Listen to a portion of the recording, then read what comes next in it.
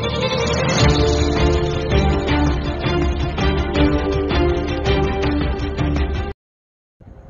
বন্ধুরা, ভগবানকে স্মরণ করলে কত বিপদ থেকে উদ্ধার পাওয়া যায়, রক্ষা পাওয়া যায়। আমি একটা ছোট্ট গল্প আপনাদের শোনাবো। এই গল্পটা শুনে আপনারা বুঝতে পারবেন যে ভগবানের আমরা আরাধনা কেন করি, ভগবানকে ইষ্ট দেবতা হিসেবে আমরা কেন পূজা করি বা লাভ কী।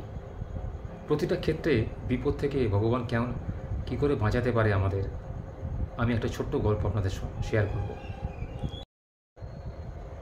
সালটা আজ থেকে 18 বছর আগেকার, গ্রীষ্মকাল, 2008 সাল।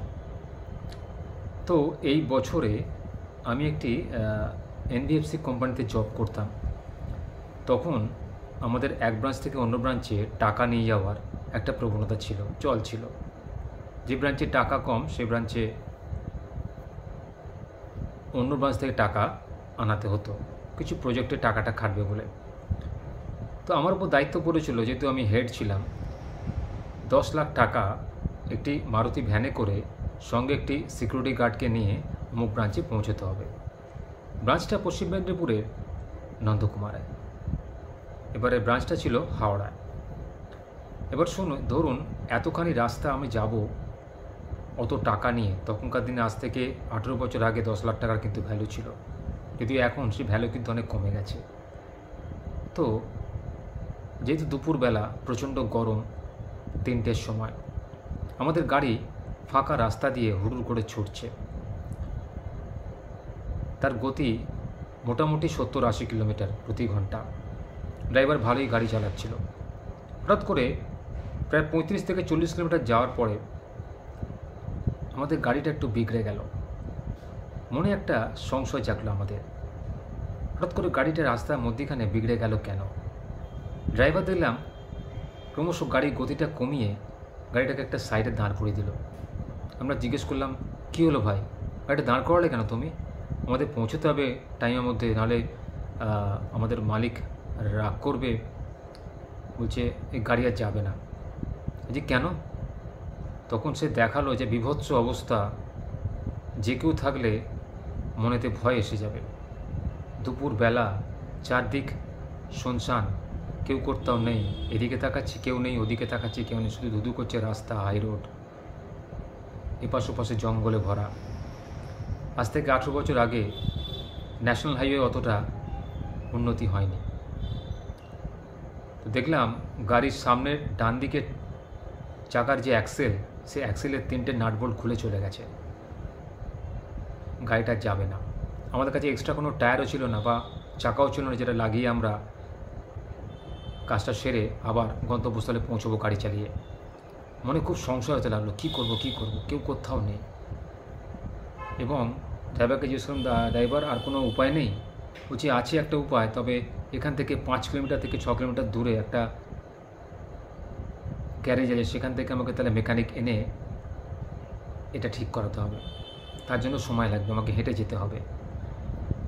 আমরা মনে করলাম, ভগবান একই বিপদে আমরা তুমি ফাঁসালে আমাদের। আমরা কত বিপদে পড়ে গেলাম, আমাকে সাহায্য করো। চারদিকে যেন মানে জ্ঞান শূন্য হয়ে গেছিলাম। সাধারণ জ্ঞানও মধ্যে আসছিল না যে আমরা কী করব। হঠাৎ করে ভাবতে মনে মনে বাবা লোকনাথকে স্মরণ করলাম। ওই যে বাবা লোকনাথের মন্তব্য করাই আছে, বনে জঙ্গলে জলে যেখানে তুমি আমাকে স্মরণ করিবে, আমি তোমাকে সাহায্য করিব। দেখলাম রণ মানে এই যে কর্মক্ষেত্র, মানে একটা রণ, বন মানে চারদিকে বন তো আছেই, জঙ্গলও আছে। তাই ভগবানকে প্রাণপণে ডাকতে শুরু করলাম, ভগবান তুমি এই যাত্রা আমাকে উদ্ধার করে দাও প্রভু। দেখলাম কিছুক্ষণ ডাকার পরে হঠাৎ করে যেন ভূতের মতো এক ব্যক্তি উদয় হলেন। পরনে সাদা পোশাক পরে, মাঝবয়সী লোক, মানে বয়স্ক মনে হচ্ছে। দুপুর 3টের সময় দাঁতন মাজতে উনি এগিয়ে এলেন। জিজ্ঞেস করলেন আমাদের, কী ব্যাপার, কী করছেন এখানে একা একা দিন দুপুরে, কী হয়েছে? আমরা তো একটু ঘাবড়ে গেলাম যে এত বড় রাস্তা, জনপ্রাণী নেই, এই তীব্র গরমেতে 38 থেকে 40 ডিগ্রি গরম, অথচ ইনি কোথা থেকে উদয় হলেন? গায়েতে একটা ফিনফিনে পাঞ্জাবি পরে, পরনে একটি আটাতি ধুতি পরে, আর দুপুর 3টের সময় কেউ দাঁত মাজে। একটু অবাক হলাম, আশ্চর্য হলাম, ইনি কে?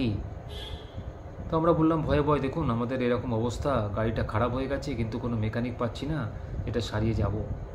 তখন আমাদের দিকে তাকিয়ে উনি বললেন যে কোন টায়ারটা খারাপ হয়েছে? আমরা বললাম যে ডান দিকে টায়ারে অ্যাক্সেলটা খারাপ হয়েছে। বলছে কেন, 3টে টায়ার তো আরও রয়েছে, 3টে চাকা তো আরও রয়েছে।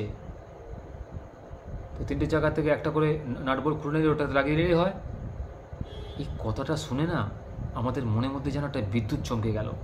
সেই সাধারণ কথাটা আমাদের 3জনকার মাথাতে আসেনি যে সত্যি তো 3টে টায়ার থেকে যদি একটা করে নাটবল্ট খুলে ওই টায়ারটা লাগানো যায় ওদের অ্যাক্সেলেতে, তাহলে তো আমাদের কোনো পার্থক্যই বুঝতে পারবো না, আমরা দিব্যি চলে যেতে পারবো গন্তব্যস্থলে। এই কথাটা বলার পর যেন তিনি বললেন, হঠাৎ করে যেন তিনি যেন উধাও হইলেন কোথায়, যেন বুঝতে পারলাম না যিনি কে। সাক্ষাৎ যেন দেবদূত হয়ে নিয়ে এসেছেন আমাদের এই বিপদ থেকে উদ্ধার করার জন্য। তখন আমরা তাই করলাম, জ্যাক বের করে তাড়াতাড়ি চাকাটা সেরে আমরা গন্তব্যস্থলে পৌঁছে গেলাম। এই যাত্রা আমরা প্রাণ রক্ষা পেলাম।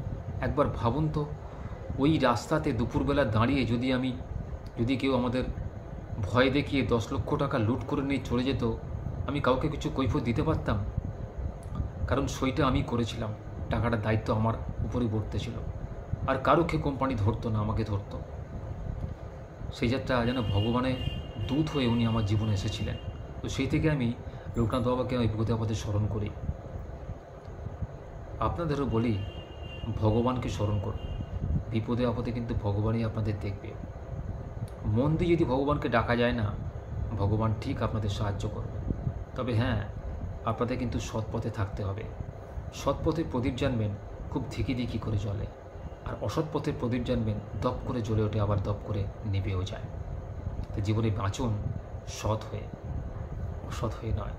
তাহলে দেখবেন জীবনটা প্রতি পদে পদে কণ্টকাকীর্ণ হলেও প্রতিটা কাঁটাকে আপনি নিজের চেষ্টাতে, নিজের সামর্থ্যে উপরে ফেলে দিয়ে আবার নিজের চালেতে আপনি চলতে পারবেন, জীবনের জয়গান গাইতে পারবেন। তাই ভগবানকে জীবনে পাথেয় করুন, কোনো আত্মীয়স্বজন বন্ধুবান্ধবকে নয়। জীবনে বাঁচতে গেলে প্রতিটা সংঘর্ষ মুখোমুখি হওয়ার সময়, জীবন যুদ্ধে জয়লাভ করার সময় অবশ্যই ভগবানকে ডাকুন, দেখবেন ভগবান আপনাকে ঠিক সাহায্য করবে।